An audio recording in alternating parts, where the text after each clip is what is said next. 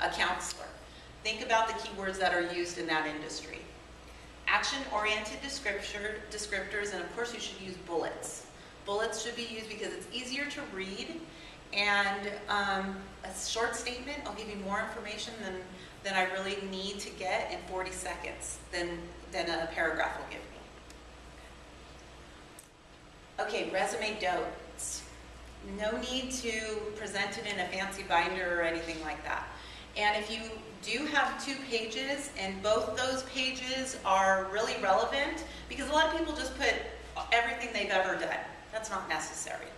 Only put the information that this employer is going to want to know about.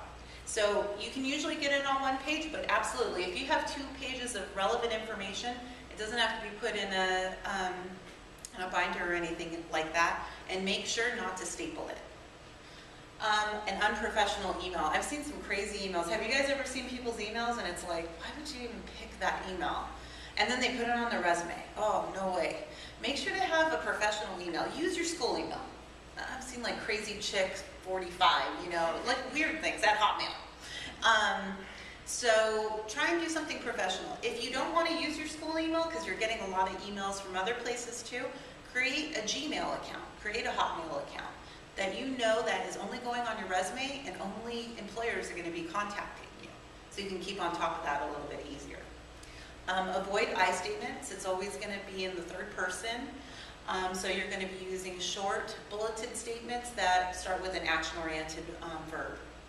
You don't need to include the complete address of an employer. You can just say, if you work at the University of La Verne, you can just say La Verne, California. And you don't need supervisors' names.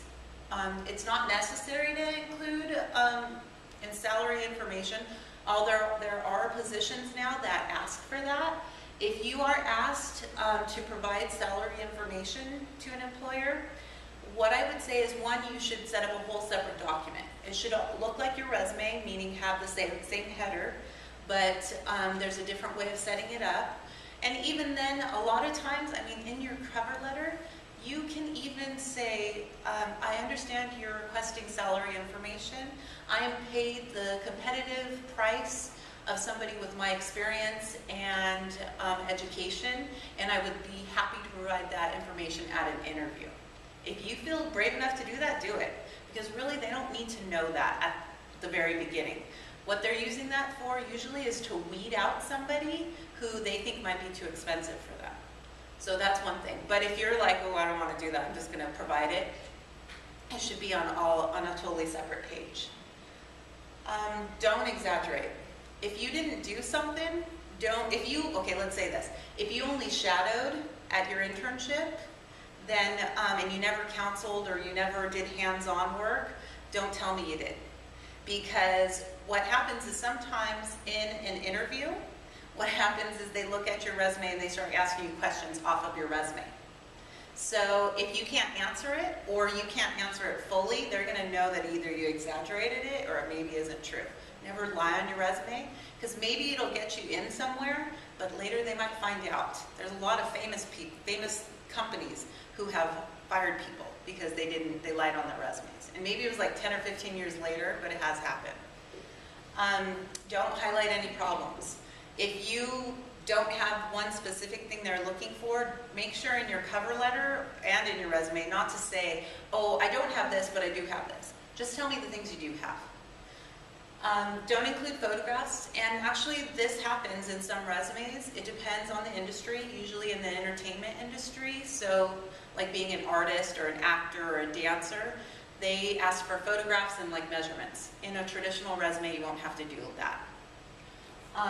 Disclose personal information. So, also even when you're creating your email, make sure not to put the year you were born or maybe your date of birth right now or anything like that, your age, because that can be, you don't want them to discriminate against you in any way. And although that is illegal to do, people who read it still have their own biases about certain things.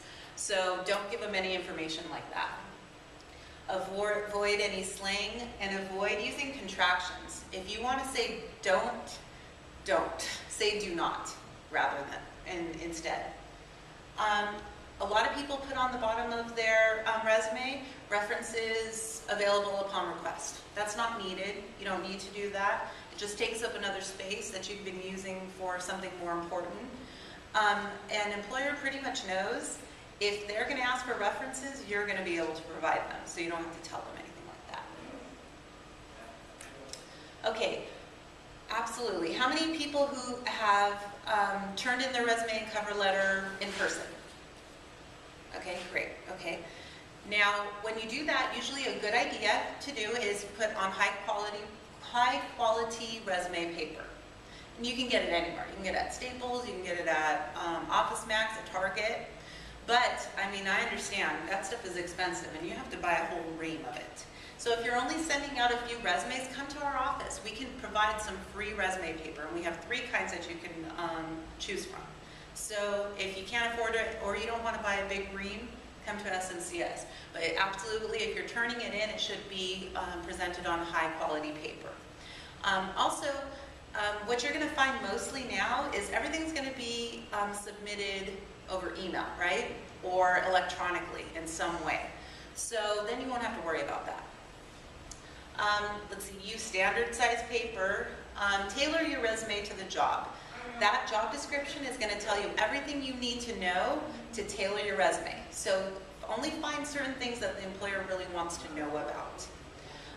Contact information should be current. And this is going to be really important when we talk about Resume Builder, because when you create your profile on Resume Builder, it'll never update it for you automatically. You have to go in there and into CareerLink and update your resume information, update all of your profile information. So if you create a profile now and you're a freshman, and maybe your senior year you'll start looking for jobs on CareerLink, it'll still say you're a freshman if you never updated it. Or if you're a grad student and you never went to change your profile and now you're alumni, it might, well, one, it'll say that you're still a grad student. 2, it might disqualify you from certain jobs that you're looking for on CareerLink, because maybe one of the qualifications is that you have a bachelor's degree or a master's degree. Well, your profile says you're still in school, so you won't be able to apply for that position. So make sure to always update all of your information on your resume. Yes? And where is your office? Our office is in this building, just downstairs, through the glass doors, and you just make a right. Okay. Yeah, and I know that after this, you guys are all going to want to come in, right? Okay, somebody. Okay. Last night. Yeah, nobody laughed at my jokes last night.